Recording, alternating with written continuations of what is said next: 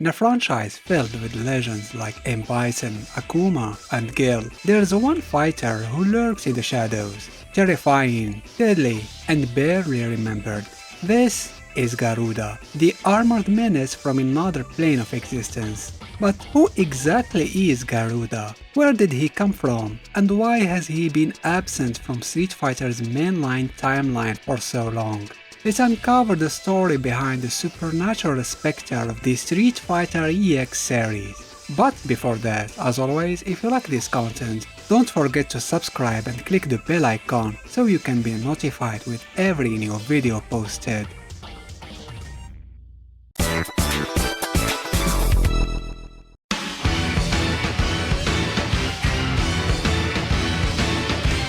Garuda is not your typical Street Fighter villain. He's not after world domination. He's not a martial arts champion. He's something much darker, a creature born of rage, bloodlust, and hate. Garuda first appeared in Street Fighter EX, a spin-off series co-developed by Capcom and Arika in the late 90s. Unlike the usual Street Fighter games, EX featured fully 3D character models and introduced an entirely new cast, with Garuda as one of the most enigmatic additions.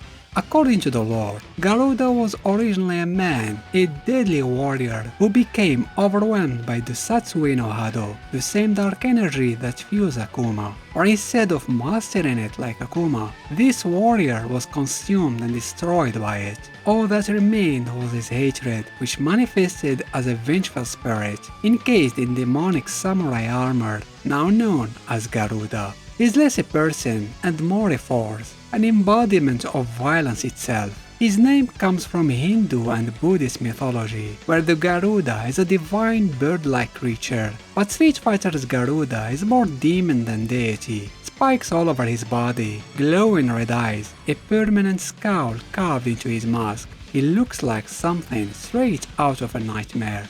Garuda made his playable debut in the original Street Fighter EX. Initially, he was a secret boss who appeared under specific conditions. Only later was he made fully playable in updated versions of the game. His fighting style is as bizarre as his origin. He doesn't use any real-world martial art. Instead, his moveset is filled with brutal strikes, slashes, teleportation, and spikes. A lot of spikes.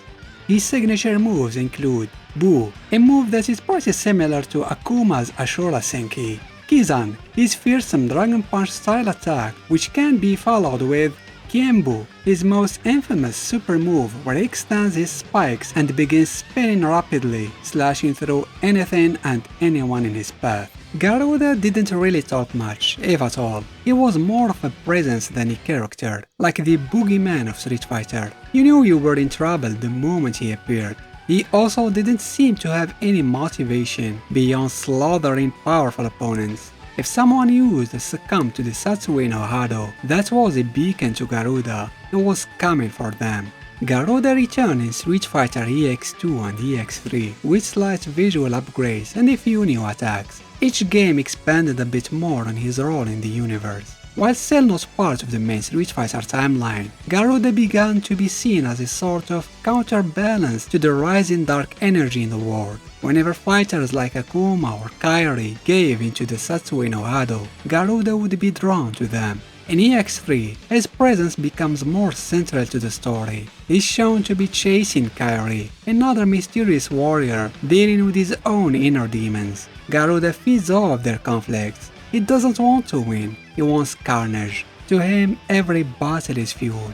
But after EX3, Garuda vanished, and with Capcom no longer collaborating with Arika, the EX cast was considered non-canon. Garuda, Skullmania, Doctrine Dark, all gone. Well, except for that alternative costume for Akuma in Street Fighter V. That spiky armor looks suspiciously familiar.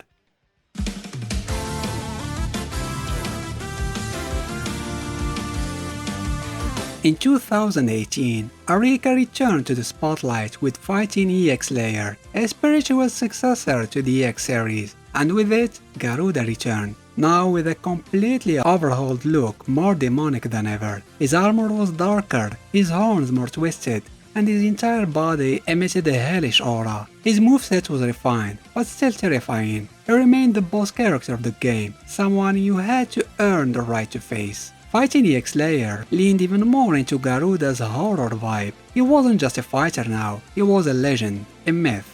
The game presented him almost like a cursed being, a malevolent entity that appears when too much evil energy has been unleashed.